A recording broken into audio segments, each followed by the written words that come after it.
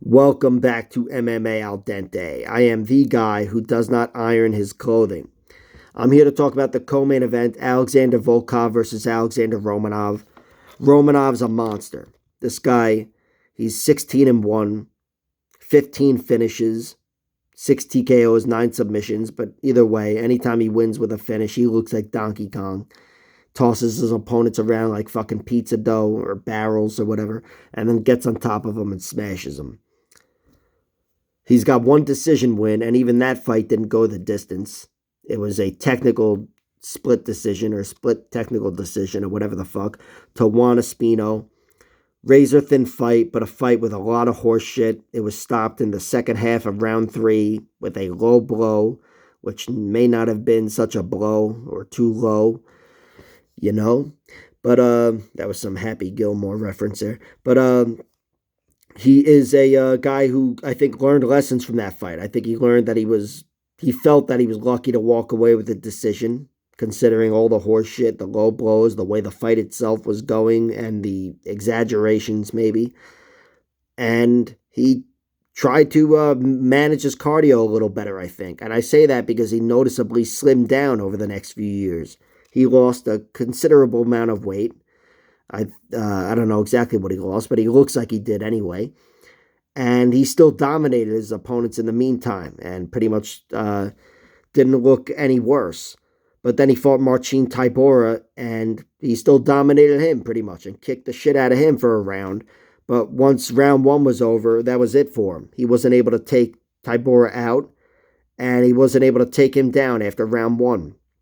And that's a spot where maybe that extra weight would have helped him in that fight. I don't know. Tybura's a big boy, though. But either way, Romanov, I do think he's one of those guys who cardio is an issue for him. You know, it's the only thing I can look to. It's shown up in 2 of his fights in the UFC, and it seems to be a consistency, you know, regardless of how he weighs in for the fight. And I think he's one of those guys who's also better off just going for it in round 1. Just being a beast and going for it.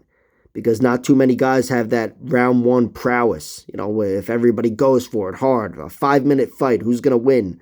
Romanov is probably going to be one of the best heavyweights in the world. So he might be better off just fighting that way. And I do think in this fight, he's going to have no choice. You know, I'm not saying he can't win a fight. I totally imagine him winning a decision here. I can imagine it. But my point is he's going to have no time and no space to relax with Volkov because Volkov is just too big and tall. He's the biggest, tallest heavyweight, I think. I don't know. He's probably still got half the reach of John Jones. But Volkov's got 5 inches of height and 5 inches of reach on Romanov.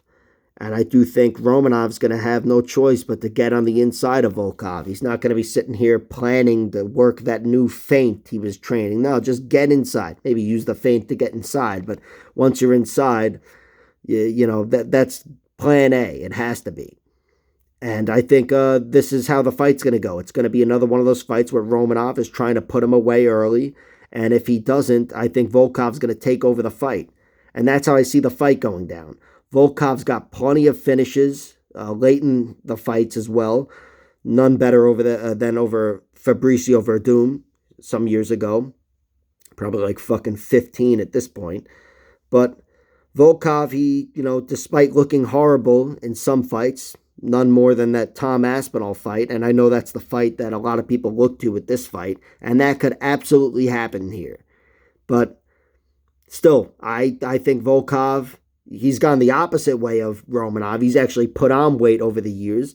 And I think he did so in the wake of that Curtis Blades fight when he got tossed around like a pizza dough, despite giving Blades some trouble there at the end. But I like Volkov to win. I do think he survives round 1, and I imagine these two guys being in the cage in round 2. And I think Volkov's going to win that fight. You know, I haven't seen Romanov really thrive in a competitive fight. And if Volkov's able to get out of round 1, I think it's immediately a competitive fight. And from that point on, I'll take Volkov. I don't like his TKO odds. They are so tightly compact. Plus 625 for round 1, 750 for round 2, and 800 for round 3. I really like round 2 and 3, obviously, but I'm not playing those because the odds just suck. I like Volkov's money line at plus 125 and the decision line, a sprinkle, plus 425. Even I swear I could see Romanov winning a decision as well because I really respect Volkov's overall durability, much more his chin, especially after the Americana loss to Aspinall. But still, he's a guy that's almost a 50 Fight Club member, been finished only a few times, and he's fought so many good fighters. So many, like he's fought more like really good fighters than Romanov's fought. Well, no, Romanov still got 17 fights. But either way, Volkov's fought a lot of fucking really good fighters. And yeah, we'll see. This one, the Romanov is the favorite. And I guess that means he should win in round one, which is plus 200. But I can't trust that too much. Whatever. It's not worth it for me. And yeah, I think this fight will be settled at that 5 minute mark of round one. We'll know exactly what we're going to see at that point. So I like Alexander Volkov. We'll see what happens. Like, share, subscribe, all that horse shit. Check out my other videos.